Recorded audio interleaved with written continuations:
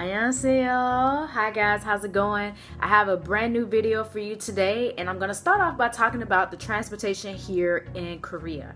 Let me tell you, I love the transportation here in Korea because there's no transportation like this back in the States. Not really. It's not as good, it's not reliable, and it's definitely not everywhere. And I have to say that I give props to Korea. Like, thank you for your buses, your subways, your taxis. Like, thank you, because you're above the United States in that aspect, I have to say. But anyway, I had a question. Someone was asking me about how do I get to Busan and Seoul? Like, how's the travel? Can you travel 24 hours a day? What's it like? Well, let me tell you. I'll go ahead and tell you that the subways, buses are really great, but they are not 24 hours. They do not run like after 12. No, they don't run after 12. So if you miss the last train, if you miss the last bus, you're gonna have to wait until like 5 or 6 in the morning until they start running again. So you're pretty much out of luck. So if you're in, say if I leave Sachon and I go to Busan for the weekend, and the bus to Sachon, the last bus is like, let's just say 10 o'clock. Actually, I think that is the last bus in real life. So 10 o'clock, if I miss the bus at 10 o'clock on Sunday and I need to go to work on Monday, I'm not gonna make it because there's no subway that goes to Sachon and there's no more buses that leave from Busan to Sachon. So I'm pretty much out of luck. The only way that I could get back home is a taxi. And I would not recommend taking a taxi because let me tell you, one time my friend paid for a taxi from Busan to Sachon and it was $140, and I was like, oh no, I'm glad that you were taking care of this bill because there's just no way. Like, I would have been spending the night in Busan and just took a early bus in the morning, like 6 a.m. That's the best advice. Just get somewhere to stay. It's easy to book a hotel online. You know, get the address, show the taxi driver, and let him take you to a hotel for the night. And then go back to the bus terminal in the morning at 6 a.m. and take the bus back home. You might be late for work, but at least you're getting back home. You'll be there. You might be late, but you know, that's what happens. So don't miss your bus. There's no other way to get home except for a taxi, and I do not recommend that because if you live in a rural area, it can be far and expensive. And let me tell you, $140, no, it's not coming out my wallet. So I am checking bus times. I am buying my ticket early so that it does not sell out on me because I ain't got time. But as far as like traveling around in Busan or Seoul in a bigger city, for example, going to Seoul for the very first time, I was overwhelmed. Seoul is huge. It's a lot going on. It's fast paced. It was too much for little old me. Even back in the States, I was from a really small town.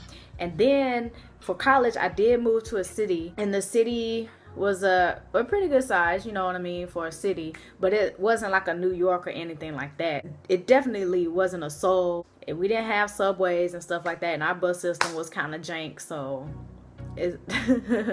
I can't compare. But anyway, I was definitely overwhelmed. It was a lot going on. Over time, I did get used to it. Thankfully, I had friends who were from New York and they were used to it, so I followed them around. And over time, like after a few times, I got used to it. Busan, for example, was less hectic than Seoul, so I was more comfortable in Busan. So I liked Busan more. But I like both places. I like both areas now. I'm comfortable maneuvering between subways, buses, taxis, and getting to where I need to go. So I'm not afraid of that anymore. I'm not afraid of big cities. Like, you can take me to New York and I'm ready to take it on. Like, what? No, I'm just kidding. I probably still would be scared to be in New York by myself. But yeah, it's pretty cool. You'll get used to it. It's pretty easy to use your Cash B card, get wherever you need to go, and you're Gucci. You're good. All right, so next I want to talk about sending money home. First of all, the banking systems here are so complicated. It's just they doing too much. It's too much because you got certificates. You got to download the app on your phone. You got to download this certificate of authenticity on the app. You have to get the bank to do it for you. It's just too much. And then you got this password you got put in here, and then it's just too much. But anyway, on the app that I have with my bank, I'm able to send money home fairly easily. Just input a few things on the app. You know, I'm ready to remit my money back to my bank account. It's easy, but you might need to get your co-teacher to help you. You need to talk to the bank. You know what I mean? Like, just ask questions, because they're gonna be the ones to help you with that. I can't help you with that because I'm not there with you. So just ask your co-teacher. Make sure that he or she, you know what I mean, is talking to the bank and that you know what to do. It's easy to transfer money home. At least it is for my bank. My bank, we good. So I haven't had any problems remitting money back and transferring it to my bank account back home in the States. So no issues there. So as far as sending money home, you do have to pay international fees with your bank in Korea and with your bank in America. So you have to check on your own bank. Like, you need to go look up the fees that they got set up online. But you do have to pay international fees for each transaction when you transfer money. When you do those remits, you do have to pay. You have to keep in mind for international fees from your home bank and Korean bank, and also you have to keep in mind the exchange rate, because you think you send that home $1,000, but in reality it's gonna be like 800 or something like that, because they stealing your money. They're not really stealing, but it's just the exchange rate. Korean money is less than USD. Don't be surprised when you see that your money is disappearing, because it technically is. Next, do I speak Korean? No, I don't speak Korean at all. And the funny thing is, I really wanted to learn Korean. Before I got here, you think that you're gonna learn Korean, that you're gonna be fluent by the time you go back home. What's gonna stop me? I'm in Korea. Everybody speaks Korean. I'm gonna be forced to speak Korean, and let me tell you, that is false. You are not gonna learn Korean unless you really have an intense study habit. You know, you're asking people, you're talking to Koreans all the time or whatever. And half the time I hear when foreigners speak Korean to the Koreans, they just speak English back to you. So sometimes they don't even want to practice. But in a rural area, some of them don't have a choice because they don't know English, so it'll be better for you to practice in a rural area. For me, I honestly don't even know how to explain it to you. It's just laziness, I guess. You really don't even need it. You don't need to know Korean. It is helpful, but you really don't need it. It's not a necessity, to be honest. It's really not. So don't feel bad if you don't learn the language, because I definitely did not. I know a few words, but that's about it. That is it, buddy. Let's move on. So the next thing I want to talk about is homesickness. Do I feel homesick? How am I dealing with it? Homesick.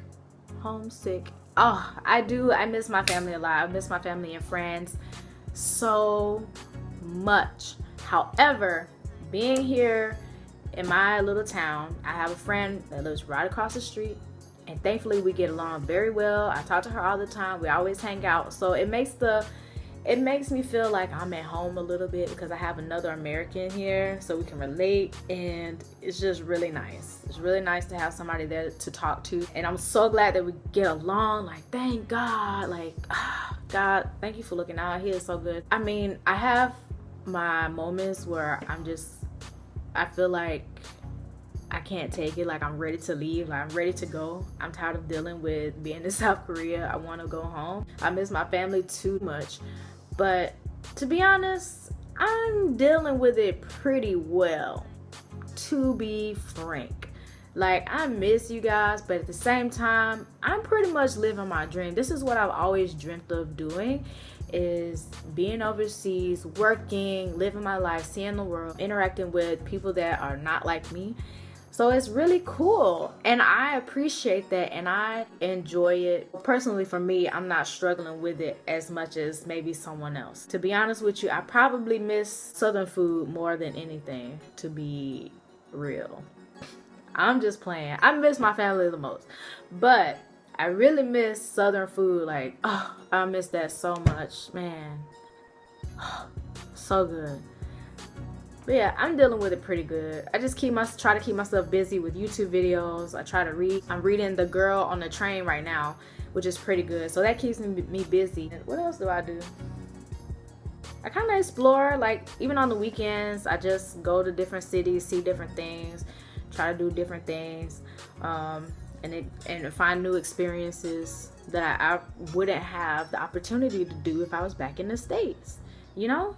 So just take advantage of everything that you can, everything that you want to do, just do it. Like, don't be afraid. I have conquered so many fears being here. It was like, every time I do something that I never thought I would do, I'd be like, you're in Korea.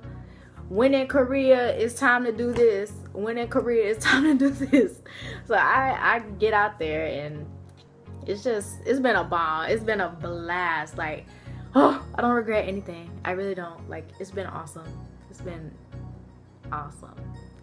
Like, traveling has been awesome. I went to Thailand and China, and my next adventure is in Vietnam. So I'll probably have like a video, maybe.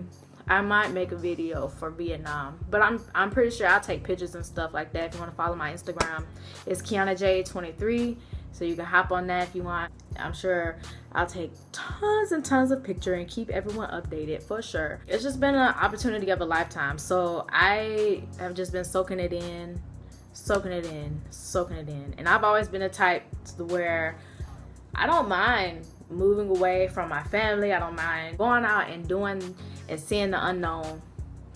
It's just been my personality always. So I'm probably just rambling on and on about it, but that's just my passion. Like, I have a passion for traveling and seeing new things, and this is just it. This was my opportunity. This is what I wanted to do, and here I am living that dream, and I'm really thankful for it. Like, thank God, like, for giving me this opportunity. It's been phenomenal. Alright guys, it's going to take care of it for me in this video. Thank you for watching. If you have any more questions, hit me down in the comment box. Let me know what you're thinking so I can answer you, make a new video for you. And don't forget to like, comment, subscribe. Hit the red subscribe button below. And I'll see you guys in my next video, okay? Bye.